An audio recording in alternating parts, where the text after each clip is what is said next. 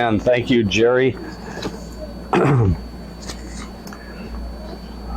All right, we are going to the smallest book of the Old Testament. Who knows what that is, besides my wife?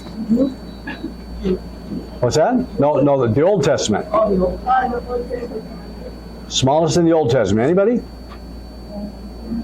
All right, Elena? Obadiah. Very good, very good. Obadiah. We're not going to cover the whole book. It's only one chapter.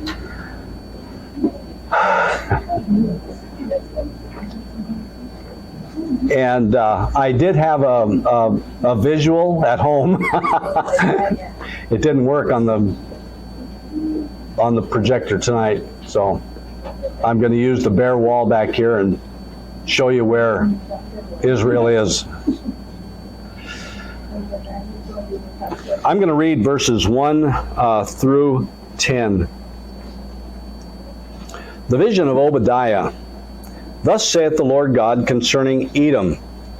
We have heard a rumor from the Lord, and an ambassador is sent among the heathen. Arise ye, and let us rise up against her in battle. Behold, I have made thee small among the heathen.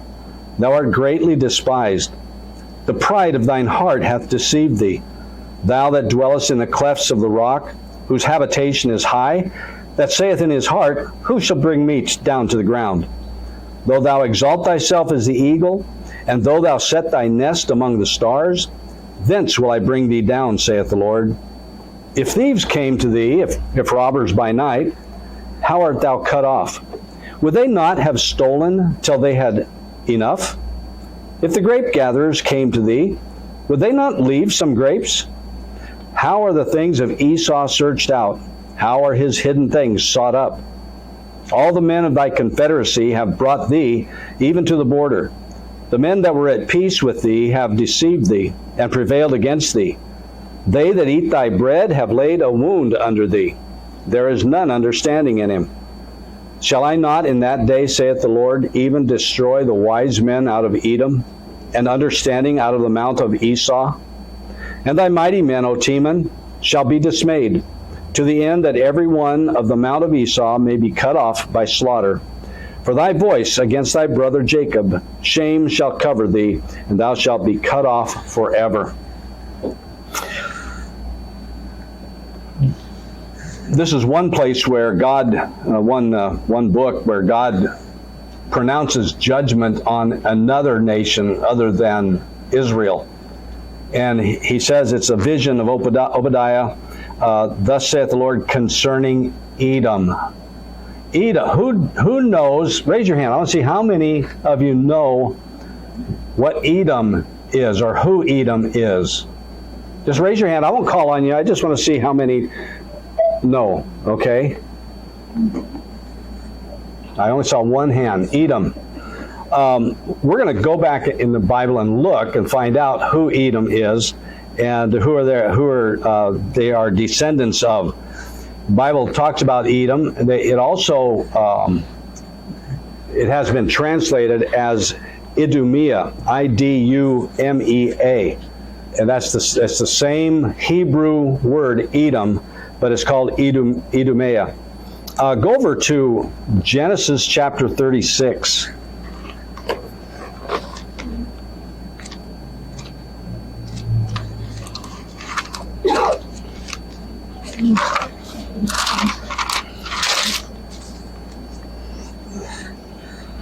And look at verse number 1. This isn't the first place where it's talked about. He says, Now these are the generations of Esau, who is Edom. Okay? Look down at verse number 21. And Dishon, and Ezer, and Dishon, these are the dukes of the Horites, the children of Seir in the land of Edom. So now I'm going to show you on this map that I don't have. I apologize. I had it. I did it. I looked at it, and Bob was here. I said, go, and it says, can't show the picture. So, okay. Well, here's the map. Okay, you've got Israel here. You've got the Sea of Galilee. You've got the Dead Sea down here, and the Jordan River between them. Down south, and I'm going to move the Dead Sea up here. Okay, here's the Dead Sea. Edom is right down here. Okay, Moab is over here, and within Edom, it's called Mount Seir, and we'll explain that, Seir. We read it. There's a city called Bozrah. We're going to see that maybe tonight, maybe next time. Bozrah and Teman are cities in this area. So Edom is down here, and Judah is up here. And of course, Babylon, way over here, is going to come in and take over Judah. And the prophecy of Obadiah against Edom has to do with how they treated Judah when the Babylonians came in and took over Judah. All right? And so what God tells them was, basically, you messed up. And because you treated your family like this, because Edom or Esau is Jacob's brother. And of course, they're all distant relatives now by this time. And but they still should have taken care of one another, and they didn't. And so God pronounces judgment on them and says that they're going to be wiped out. And eventually there was no Edom, was no family of Esau left over. Go over to Genesis chapter 25. Genesis chapter 25, and here we find a link between the name Edom and what transpired between Jacob and Esau. So Jacob was the favorite of Rebekah, and Esau was the favorite of Jacob. And so you know the story, how that all the things we'll talk about in a second. But look at chapter 25 and look at verse number 30. And Esau said to Jacob, "Feed me, I pray thee, with that same red pottage, for I am faint." Therefore was his name called Edom. The name Esau doesn't have the same meaning as Edom. What does anybody know what Edom means? It says therefore his name was called Edom. Well, does it mean pottage? No, what's it mean? It means red. It means red.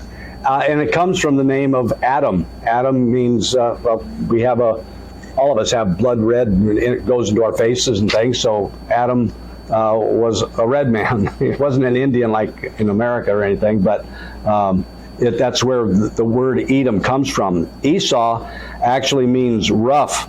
Look at verse number 25. And the first, this is when they're born. And the first came out red, all over like an hairy garment. And they called his name Esau. So they didn't call him red, they didn't call him Edom. They called him Esau, which means rough. And so he's rough and ready, okay? This is Edom. This is the land of Edom. After Jacob went up and got his wives and his family and came back down from Paddan Aram up north in Mesopotamia, he came back down and he was afraid of Esau. Remember that story? And when he came back, he met Esau. Look at, let's see if I can find it here real quick.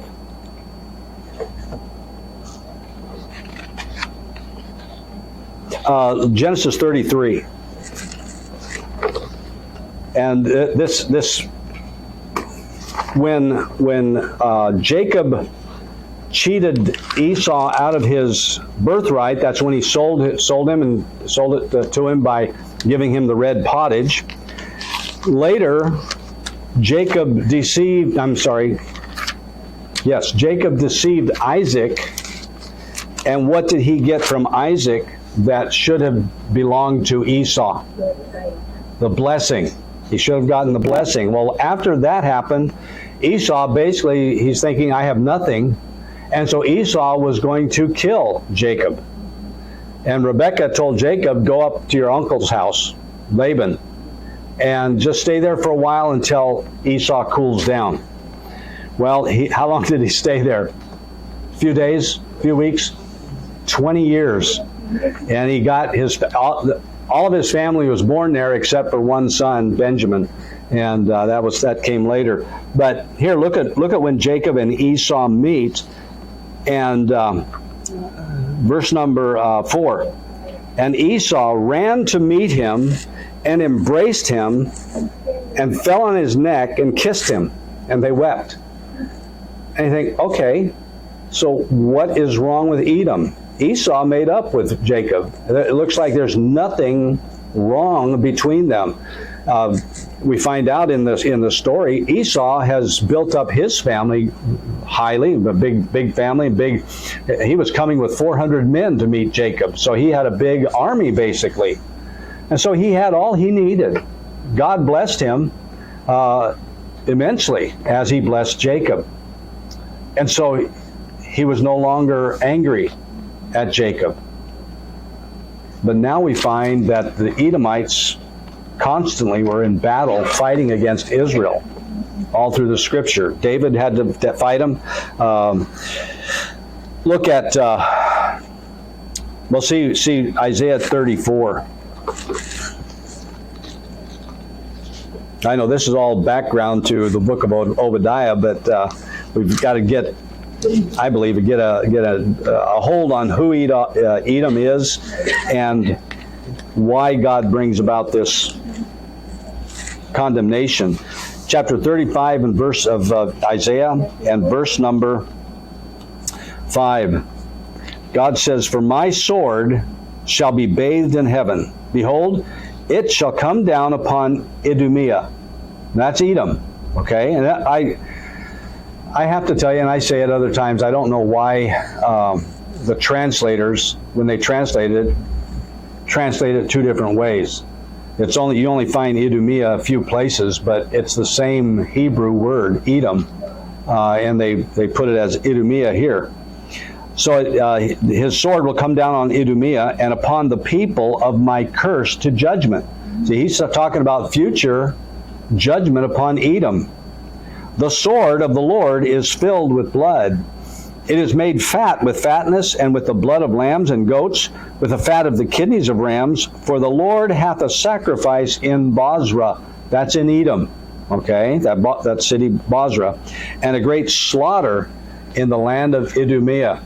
And so God pronounces judgment. We'll see it in Jeremiah also, which Jeremiah chapter 49 goes really quite a bit with Obadiah. But Esau ran and hugged Jacob like everything's okay between them. And we don't see Jacob and Esau fighting after that. I mean, the two men. But we see others fighting. Look at Numbers chapter 20. Now this is after the children of Israel were in Egypt and they coming back to the land of Canaan.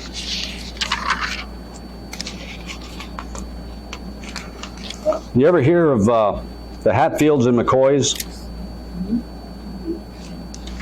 How about the Montagues and the Capulets?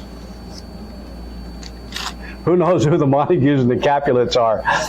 Romeo and Juliet. I had to look that up. I'd never read the story or anything or the play, but that was what was going on. The problem is there's a feud between two families. Most of us have heard of Hatfields and McCoys, and it goes on for years. And eventually, most of the people don't even know why they're fighting, but we're against them. And that's, I believe, what happened with Esau and Jacob, or the children of Israel and Edom. Numbers chapter 20, look at verse number 14. And Moses sent messengers from Kadesh unto the king of Edom. Thus saith thy brother Israel. Why would he say that, thy brother Israel? Because Jacob is the brother of Esau, right? Thou knowest all the travail that hath befallen us, how our fathers went down into Egypt, and we have dwelt in Egypt a long time. And the Egyptians vexed us and our fathers. And when we cried unto the Lord, he heard our voice and sent an angel, and hath brought us forth out of Egypt. And behold, we are in Kadesh. a city in the uttermost of thy border. Let us pass, I pray thee, through thy country. We will not pass through the fields or through the vineyards, neither will we drink of the water of the wells. We will go by the king's highway. We will not turn to the right hand or to the left until we have passed thy borders. So he says, we're going to go. We're not going to bother you. We just need to get through. And let me show you on my invisible map here. That Dead Sea right here, Edom was down here, and the children of Israel were over here, ready to go through, up along the Dead Sea, to go around and get into the land of Canaan. And they wanted to just simply go on El Camino Real there, right? The King's Highway. And they said, verse number 18, and Edom said unto him, thou shalt not pass by me, lest I come out against thee with a sword. Amazing. You know, from hearing how Esau treated Jacob when they met after 20 years, and now after another 400, 500 years, they are enemies against one another. Not that Israel was against them, but they were against Israel. Go over to 2 Chronicles 21.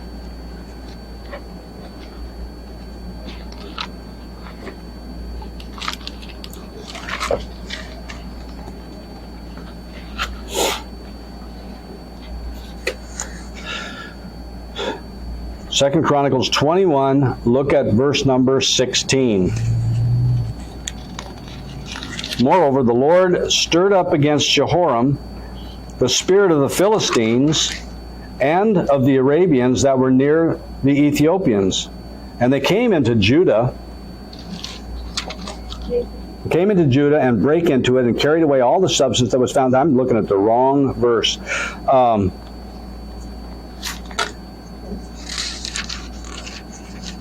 I said, I jumped to another thing. Look at verse number 10. So the Edomites revolted from under the hand of Judah unto this day. The same time also did Limnah revolt from under his hand, because he had forsaken the Lord God of his fathers. The Edomites revolted. Those are the descendants of Esau revolting against the children of Israel. Now go to 2 Chronicles 28 and look at verse number 16. At that time did King Ahaz send unto the kings of Assyria to help him. For again the Edomites had come and smitten Judah and carried away captives. Constantly fighting, constantly battling one another. And God, as we say, comes to the end of his rope. He says, I'm done being long-suffering upon Edom, and Edom is going to now pay their penalty. And he brings judgment, brings a message of judgment through Obadiah. So Obadiah, one chapter, but look at verse number 1 again. He says, the vision of Obadiah, thus saith the Lord God concerning Edom. Now, there's more that Edom has done against Judah, but we're going to see that later on in the book, in this one chapter of the book. But he says, concerning Edom, and he says here's what God says, we have heard a rumor from the Lord. Now, the rumor is not what we might call a rumor, where, well, so-and-so said this, so-and-so did this. We're not sure if it's true. In this case, a rumor from the Lord is not a rumor as we know it. It's a report. It's simply a report from the Lord, and they call it a rumor here.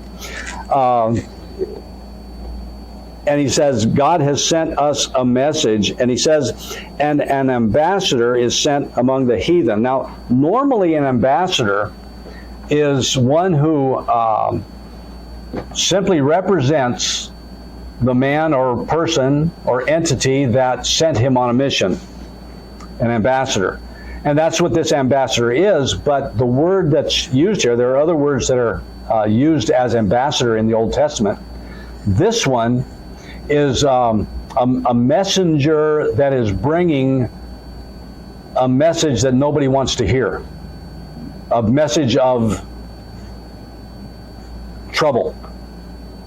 So this ambassador is coming, and it's Obadiah is the ambassador, bringing the message of judgment upon the descendants of Esau for how they've treated God's chosen people, the Israelites. And he says that this ambassador is sent among the heathen. And what it says there is among the heathen. What is a heathen? What, in this case, it's not a Jew or not a child of Jacob, not one of the children of Israel. So it could be Edom, but probably not Edom because of what he says next. Okay, he comes among the heathen, and the heathen would be everybody else outside of Edom and outside of Judah. So he wouldn't call Judah, the children of Israel, heathen, but everybody else who lives outside of this. So you have the Moabites up here, and then you have other people down in this area. So these people, he says in verse number 1 at the end, "Arise ye, and let us rise up against her in battle." Who is her? It's H-E-R. It's Edom. Edom, because it's a judgment concerning Edom. So he said, let us rise up against her. And this is where what's going to happen to them, that the people on the outside are going to come in and take over and kill and disperse everybody. And it's no longer going to be a nation. So this ambassador brings God's message, and he brings it to the heathen, but he also brings it to Edom themselves. Also, Israel is getting the message. That's how we have the book. The Jews have this book, and they put it into the scripture. And so the Jews have heard, as Obadiah pronounces judgment, the Jewish people heard it from him. So he says to Edom in verse number 2, "Behold, I have made thee small among the heathen. Thou art greatly despised." What does it mean to be small? Does it mean they have few people? No, it means from the heathen who are looking at you and looking at this nation of Edom, they're thinking you are nothing, you are worthless. I'm making you small in their eyes because of the way you treated Judah. Wow, you're small. Thou art greatly despised. And they didn't necessarily do anything against those people, but because of their treatment of God's people, God said to the heathen, you go out to battle against them. Go over to Jeremiah chapter 49.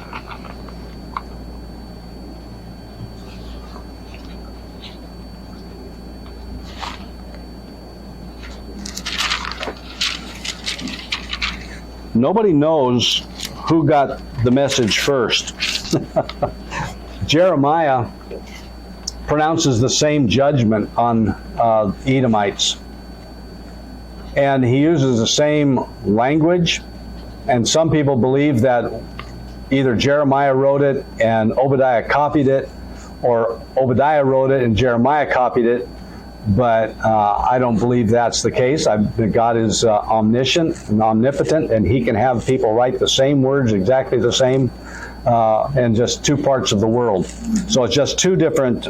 The messages aren't different, but the messengers are different. Look at verse number 13. Well, let's start at 7. I'm not going to read all the way. You can read about it from verse 7 all the way to verse number 22, but I'm just going to read a few verses starting at verse 7, then I'm going to jump down to verse number 13. He says, "Concerning Edom, thus saith the Lord of hosts, is wisdom no more in Teman? Is counsel perished from the prudent? Is their wisdom vanished? Now, look down at verse 13. For I have sworn by myself, saith the Lord, that Bozrah. And where's Bozrah? I don't have the map, but where is it? In Edom. Okay, in the land of Edom. That Bozrah shall become a desolation, a reproach, a waste, and a curse. And all the cities thereof shall be perpetual wastes. I have heard a rumor from the Lord, and an ambassador is sent unto the heathen, saying, Gather ye together and come against her, and rise up to the battle. And so God, through Jeremiah, brings the same message. Edom is going to be destroyed because they mistreated the people of Israel. Now, the people of Israel heard this message. Now, if you were hearing a message of judgment upon somebody else, what would you do? How would you take it? Well, it depends on what happened. And my wife will tell you, as she grew up, she recognized some things in the way her siblings were treated by their parents when they did wrong. She was the goodest kid because she recognized that I don't want to do this. Okay? Right? I would be youngest. She watched her all the bad things, and she said, okay, this don't do, and this don't do, because I'll get in trouble. So when God gives a judgment against Edom, Israel sees it. Israel recognizes it.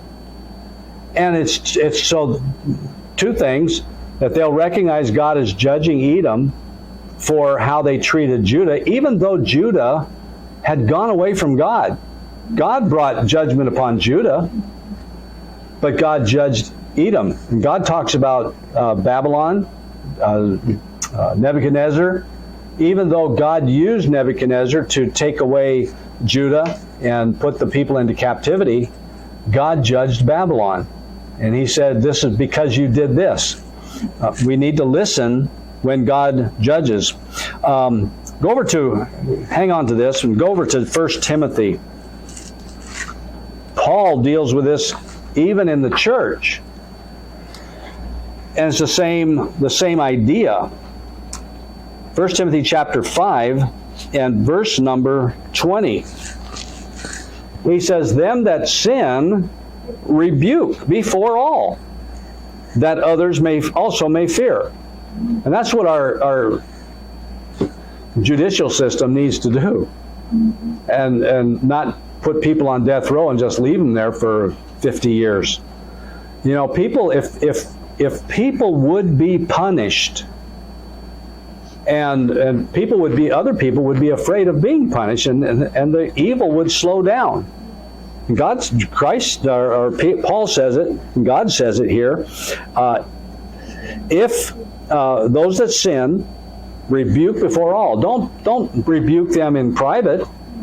Make sure everybody knows it, so that they look and say, I'm not going to do it. So Judah needed to look at Edom and say, I'm not going to treat other people like Edom treated us. We need to watch that. And God tells them that it's because of their pride that they did this.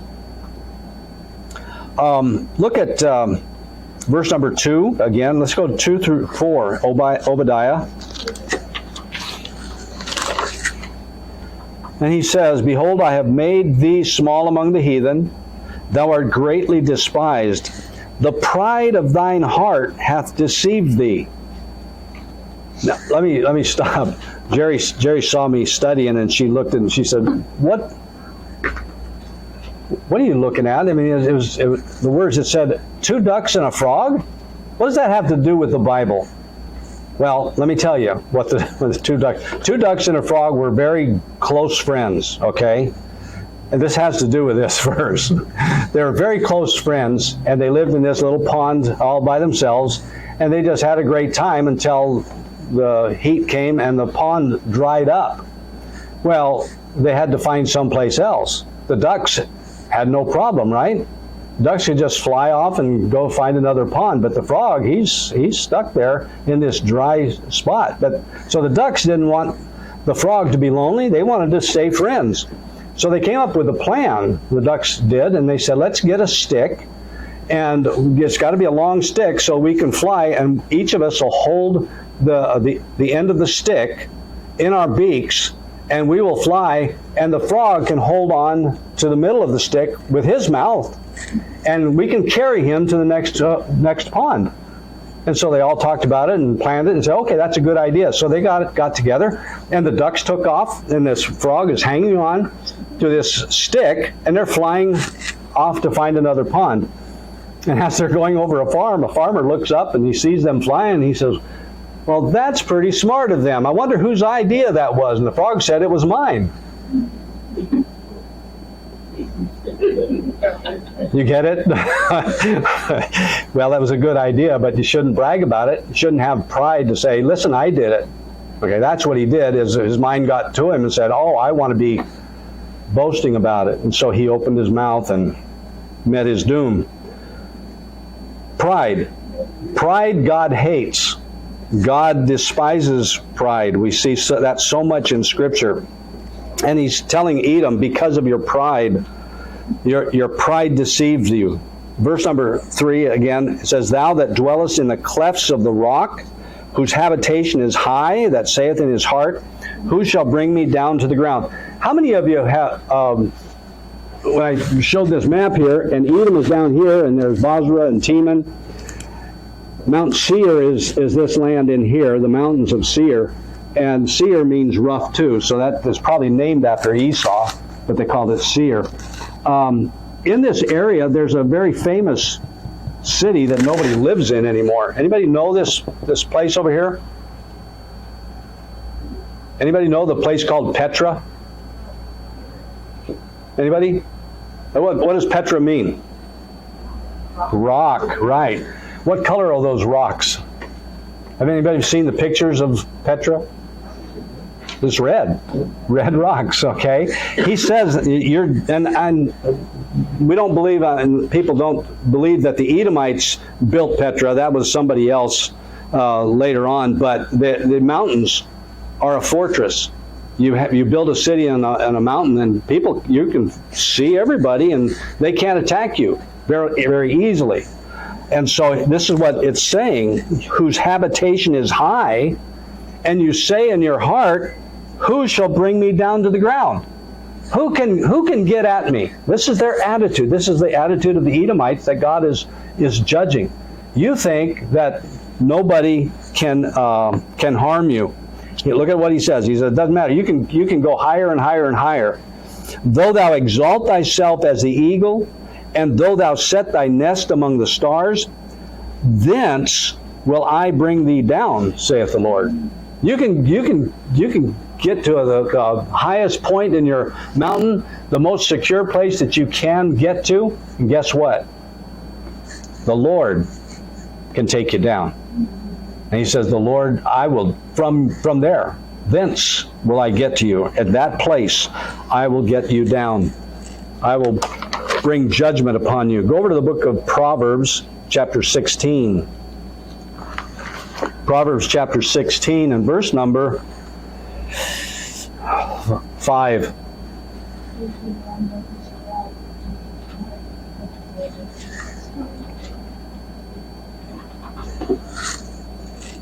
This is one of the few places that we know that God hates pride, the attitude that we might have.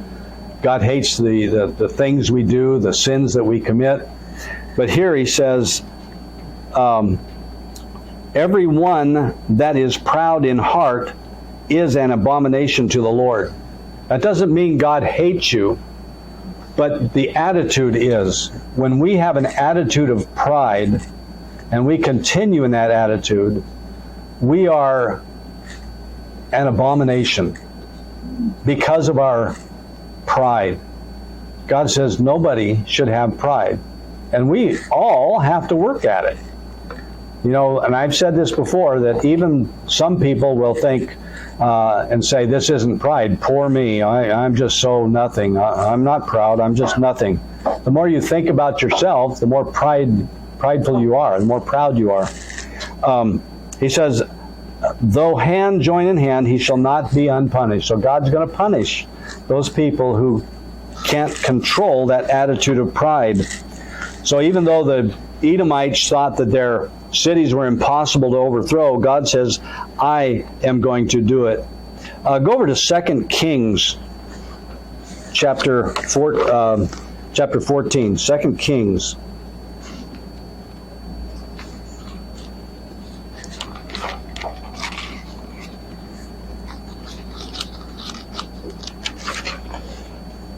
And look at verse number so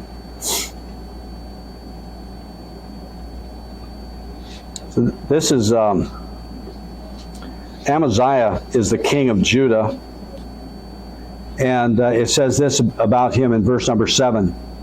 He slew of Edom in the valley of Salt 10,000, and took Selah by war, and called the name of it Joktheel unto this day.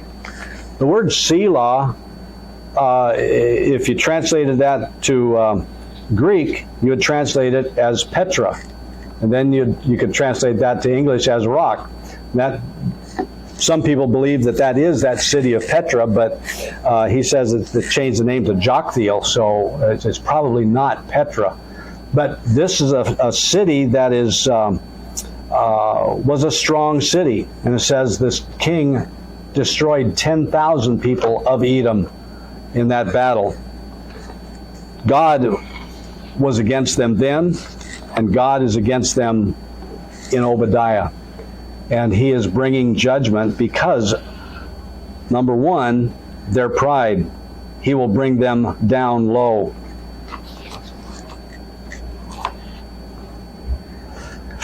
Now in verse number 5, he says, and this, he doesn't say it again, he doesn't say how the Edomites, what they did, how they did it, but we see that he's saying this is the way people are, and you are worse than that. Okay? Verse number 5, he says, if thieves came to thee, if robbers by night, I'm going to skip the how thou art thou cut off.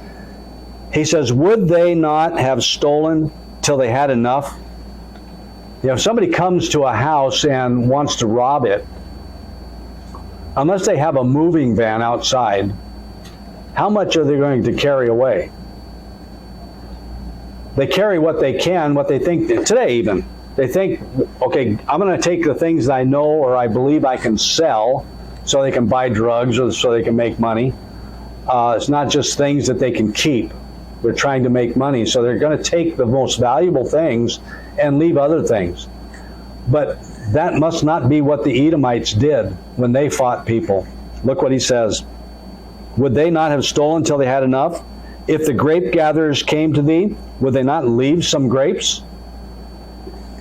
You've taken over lands and you've destroyed it and gone overboard because of your pride, because of your greed, because you don't have the right heart even to have your own nation. God told the Israelites in his law that they were to leave. They weren't supposed to gather all the grapes. They were supposed to leave. You look at the book of Ruth and you see what Boaz did for Ruth, but he went overboard in the other way, leaving extra. But they weren't supposed to gather everything when they're harvest. They were supposed to leave some things for what? For the poor, to save life. And so here, they didn't do that. God says this is the way it should be, but you didn't do that. He says, how are the things of Esau searched out? How are his hidden things sought up? Basically, God's saying, I see everything you do. I see the way you are. I know the way you are. I've seen what you have done, and I'm bringing judgment upon you. And that judgment goes beyond the judgment that God brought to the children of Israel. God brought the judgment of the children of Israel, 70 years judgment, Judah, brought them back into their land. And Israel is a nation today because God was not going to destroy them forever. But Edom, he says, you will be destroyed forever. Look at verse number 10. For thy violence against thy brother Jacob, shame shall cover thee, and thou shalt be cut off. How long? Forever.